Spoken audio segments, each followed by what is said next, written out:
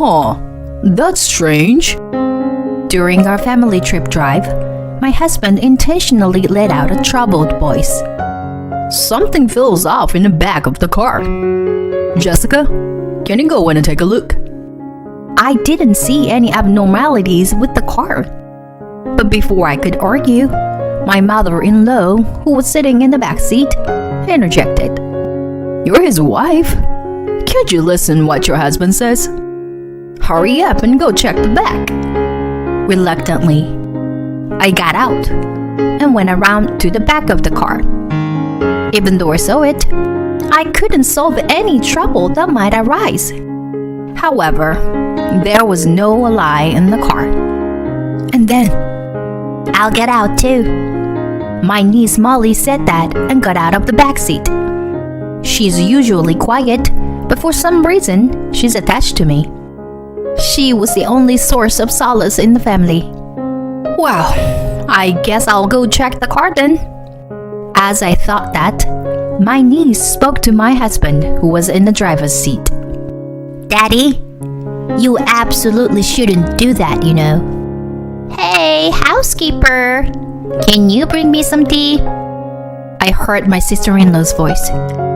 I sighed and took off my blue light cutting glasses. Ever since I started living with my husband's family, they referred to me as the housekeeper. My husband Mike and I met through a mutual friend during our university days. He was the type who wasn't around me much. Although he had a somewhat rough side, he was a vibrant and cheerful person, which gave me a good impression. He often talked about how he valued family and went on trips together. That was one of the reasons I found Mike so wonderful. We got married after 3 years of dating. While Mike's income was still low, I was starting to establish myself as a freelance translator. I thought that as long as we continue working together, we could happily navigate our marriage. However, I now realized that this idea was completely wrong. Shouldn't we live with my parents until we have a child? When Mike proposed that idea, to be honest, I wanted to refuse. It was because I didn't have a good impression of his parents and sister. Mike did prioritize his family, and they cherished him in return. However, he paid no attention to anyone outside the family. Moreover, his family had a condescending attitude towards me, as if considering me inferior.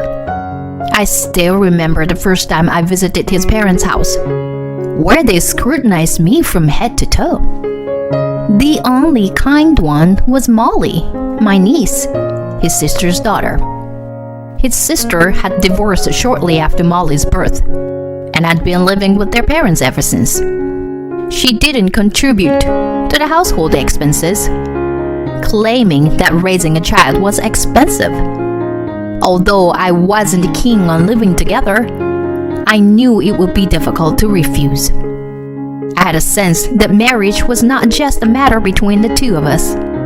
Besides, Mike assured me that he would make sure I wouldn't have a bad experience. If my beloved husband said so, I wanted to believe him. But now, I am knocking on my sister-in-law's door, holding a cup of tea. She brushed up her bleached and damaged blonde hair and looked at me with an annoyed expression. Finally, You're the housekeeper, so you should be quick about these things, right? I'm sorry. Her reaction to my apology seemed displeased, and she gave me an annoyed look. What's with that face? I can't afford to spare any time for you with taking care of our child. If you don't have kids and don't have a job, you should at least handle the chores. Honestly, why did she have to say such things to me? I have a proper job from home, and I also wanted children. I felt disheartened as I returned to the kitchen, where Molly was reaching into the fridge. Molly, are you thirsty? Alright, I'll get you some juice. Just a second. Molly nodded with a bright smile and hugged me, expressing her joy. Molly is truly adorable. But sadly, my in-laws don't pay any attention to what Molly says. I'm the only one who has proper conversations with Molly. Perhaps because of that, it seemed like Molly liked me as well. Just as I was about to have a little conversation with Molly and continue my work, my mother-in-law raised her voice. Jessica, go out and do some shopping right away. Is it something urgent? We only have 1 pack of toilet paper left. But I have work. You don't have work, do you? You're always at home. Don't argue and go quickly. Reluctantly, I headed to the nearby store. As I hurriedly tried to buy toilet paper and return home, my sister-in-law called me on the phone.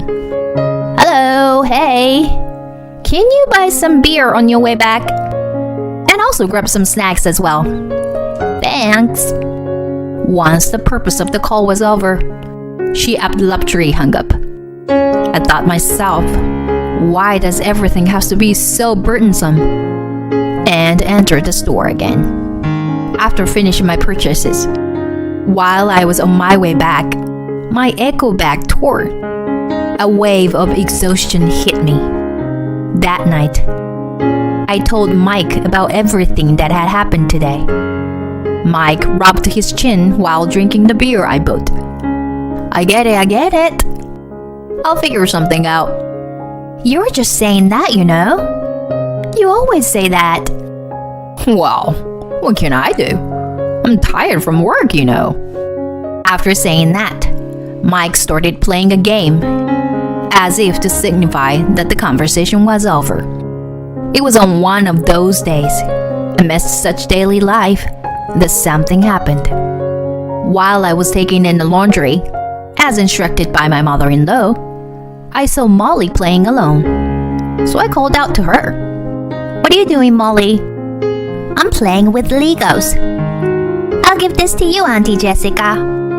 Well, thank you.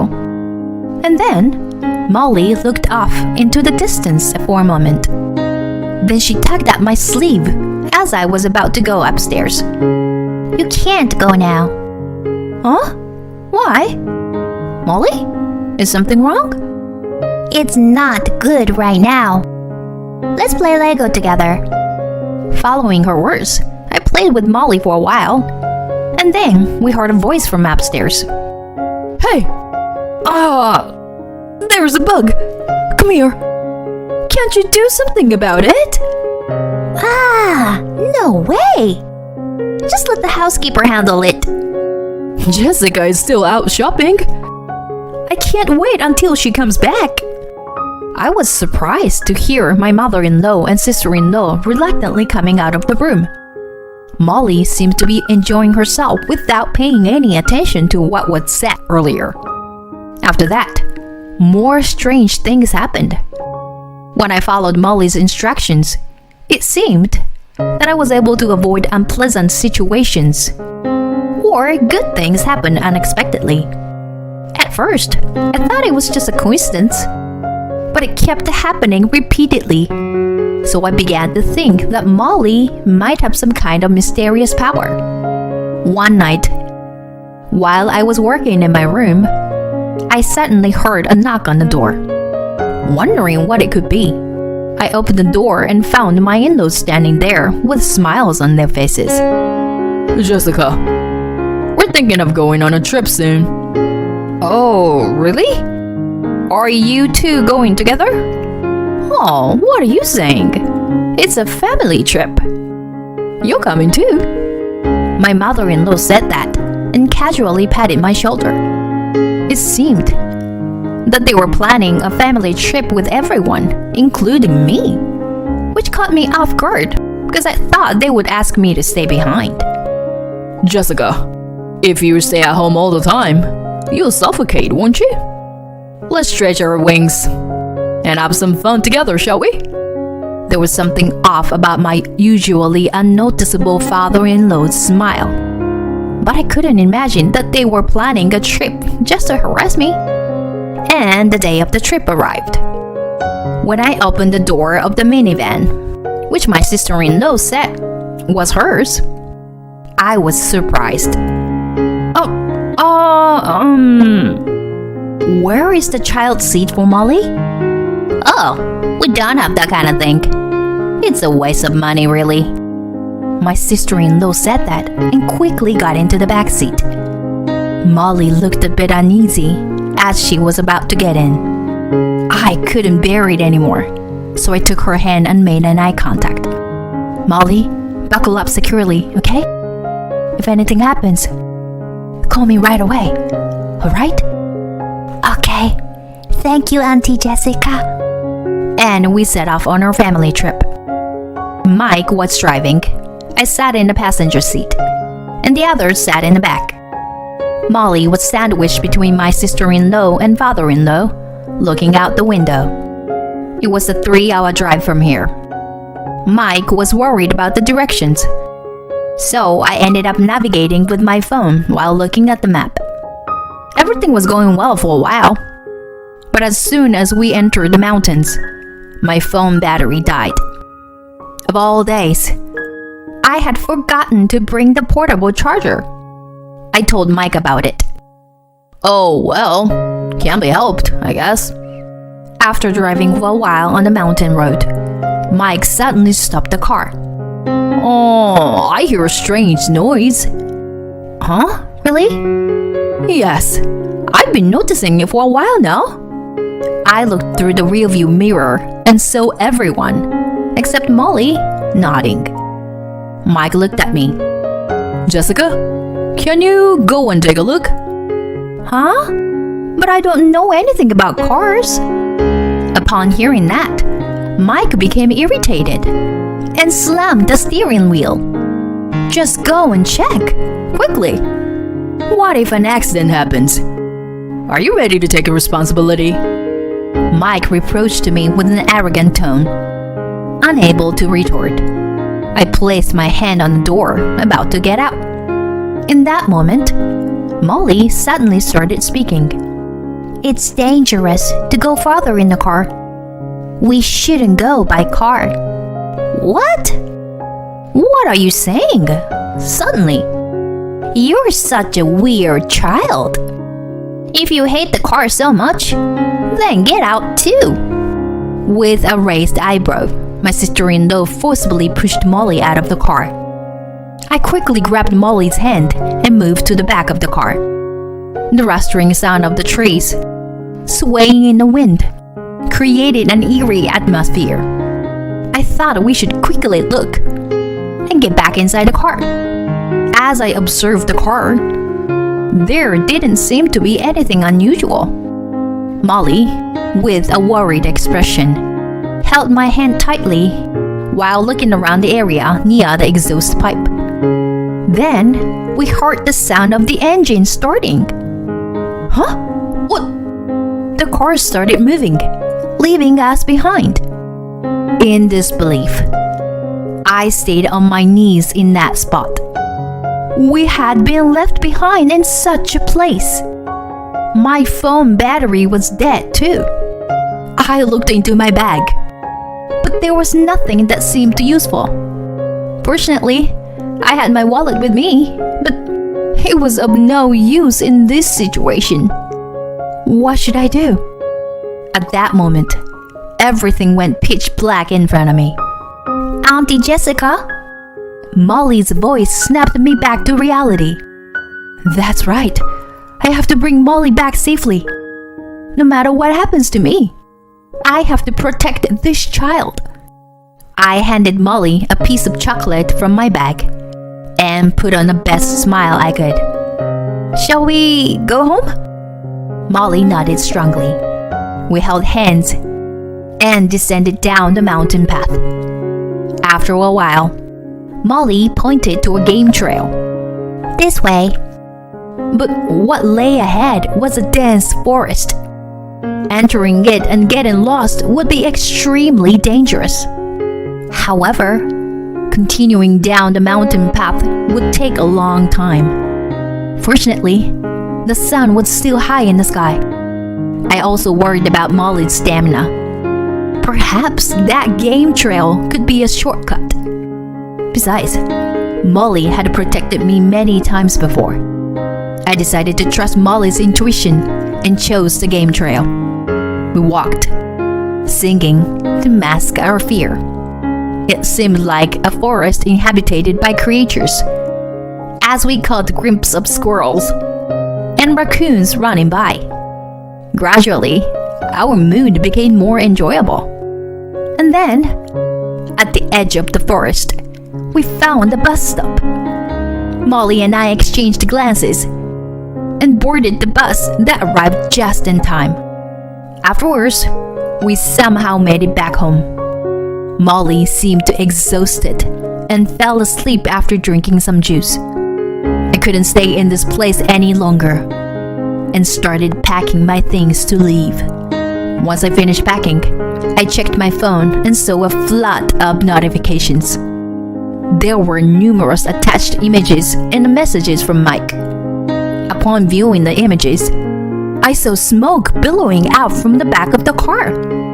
It was clear that the car had broken down. Summarizing Mike's voicemail, it said, Mike apparently didn't have his driver's license with him. So even if the car broke down, he couldn't call for help. What's more, both my parents-in-law and sister-in-law didn't have licenses either. Not only were they unable to fix the car, but they also couldn't drive. However, when the police arrived, Mike panicked and fled the scene. Naturally, he was caught immediately and had to pay a fine. The police gave them a ride to the nearest station, but they had no means of transportation afterward. Going to the destination or returning home became difficult. In other words, the only person they could rely on in this situation was me. What an irresponsible man he is. I could feel my anger welling up inside. And finally, I understood the meaning behind what Molly had said. It's dangerous to go by car. While I was lost in thought, another call came in from Mike. Oh, finally got through. Jessica, please help me. If you're back home, please come and pick me up with my license. Well, I don't care. Besides, I just got back and can't move. Molly is also tired and asleep. Please don't say that. I'm begging you. Come right away. This is ridiculous. Don't call me anymore. Bye. Without waiting for my husband's response, I hung up the phone and turned off my smartphone.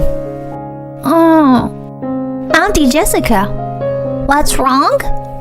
Oh, Molly, I'm sorry for waking you up. Shall we go out together? And so, I took Molly and headed to my parents' house.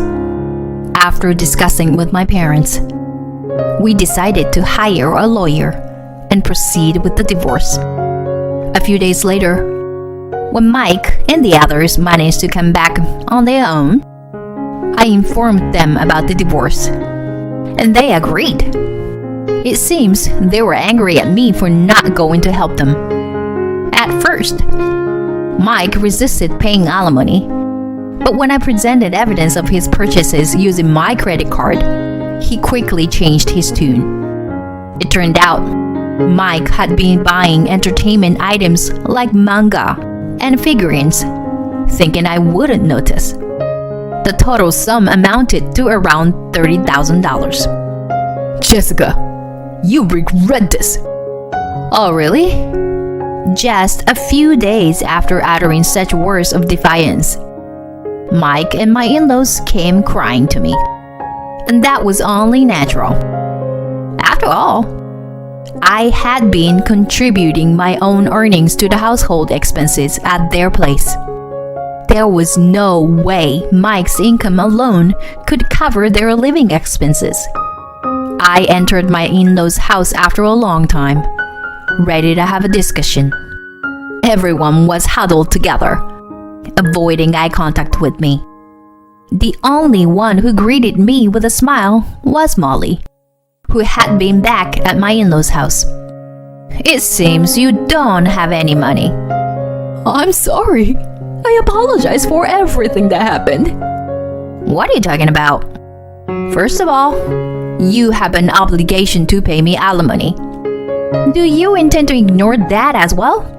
Well, If you can't pay, then there's no choice. I'll have to take things from the house and sell them." that's a bit... So, what can you do? Do you have any other suggestions? When I said that, everyone fell silent. I looked at Molly, and she nodded. "In that case, please let me adopt Molly. If you agree to that, I will drop the alimony claim." What? Huh? My in-laws all had surprised expressions on their faces. Molly smiled and said, "Yes, I'll become Auntie Jessica's child." About half a year ago, Molly had said, "It would be nice if Auntie Jessica were my mommy." I had always wanted children, and I cherished Molly dearly. That's why I had talked to Molly about the possibility of her becoming my child. Molly immediately agreed to my proposal.